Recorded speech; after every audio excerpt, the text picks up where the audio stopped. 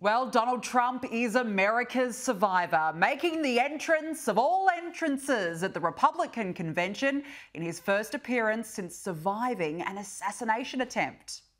Please welcome the next president of the United States, Donald J. Trump.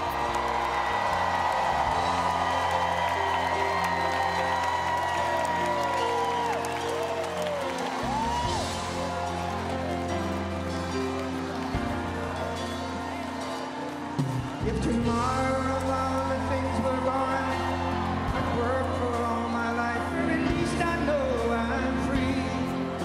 I won't forget the men who died, who gave that right to me. It looks just like a scene out of Rocky, doesn't it? Complete with the bandaged ear.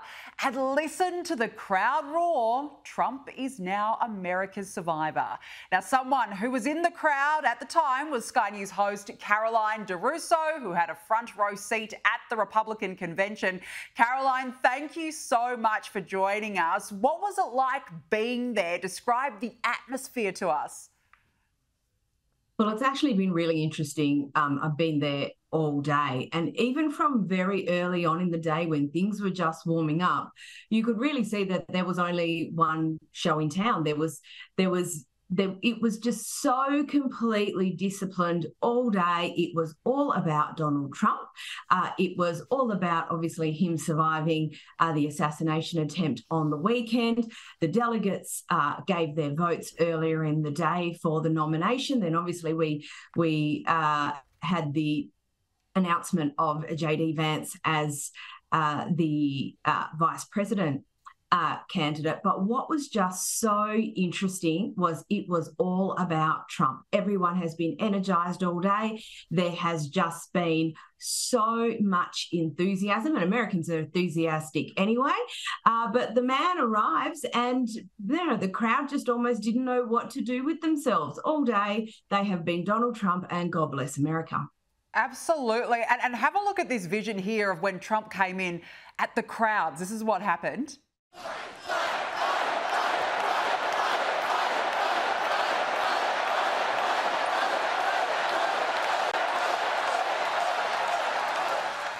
Incredible, isn't it, Caroline? They love him. They're chanting, fight, fight, fight. How momentous was that moment? I mean, he survives an assassination attempt just days ago, and here he is now standing proud at the convention. And he has always said, Danica, that he was all about fighting for the everyday American. And it's like it doesn't matter what gets thrown at him, he keeps going. And they do want things to be different. They do want people to fight for them. And you know what's been really interesting, Danica, much like a lot of the conversation we've been having at home in Australia, it's all about cost of living. It's all about housing. It's all about inflation. It's all about the cost of petrol. So people just want opportunity. People want someone to fight for them so that the America that they know and love, they can have back. Yeah, absolutely. I think you're spot on there. Now, there was also an iconic YMCA Trump dancing montage that played to the crowds. This was it. We've got a bit of it for us.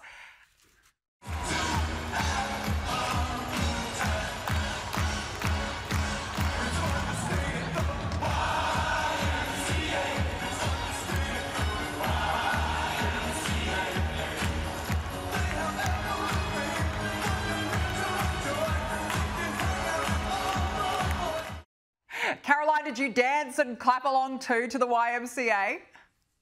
This was actually my highlight of the whole day. It was so well done. It was so sassy. And the crowds, you're quite right, everyone was dancing along. Everyone was absolutely in the best spirits. But obviously we see little bits of those clips. It was great that they put them all together. They put it to YMCA, which for us in Australia is probably a little cheesy because it's not something that we would do necessarily. But the Republican audience in America absolutely loved it. That there was my highlight of the day, to be honest. Oh, that's awesome. It certainly looked like everyone was having so much fun in that moment. Now, Caroline, there was a real hilarious moment at the convention when Donald Trump Jr. told an MSNBC reporter to get lost after he started lying about his father. Have a look at this clip. What is that change going to look like, Don? What practically, your father as president, I think you would even say, was a divisive figure. What's it going to look like in the second term? I don't think he was a divisive figure at all. I think the media created divisiveness around him. They lied about Russia collusion. They said he was a traitor. They went after him in every which way as possible.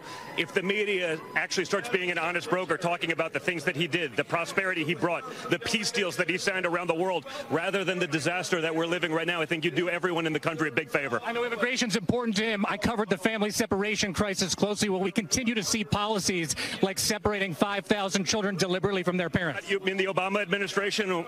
You know they didn't do that, sir. Okay, sure. Will there be a second family separation policy? It's MSDNC, so I expect nothing less from you clowns. Even today, even 48 hours later, you couldn't wait. You couldn't wait with your lies and with your nonsense. So just get out of here. Caroline, how's the nerve of the left-wing media, and good on him for telling them where to go?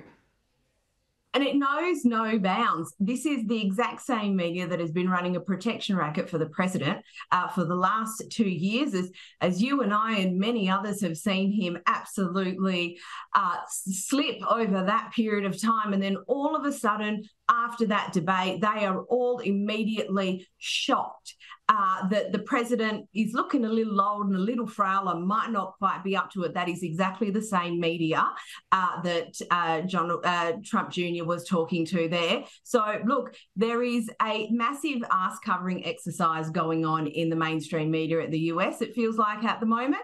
And that there, what he got, he absolutely deserved. Absolutely, he totally deserved that. Good on Donald Trump Jr.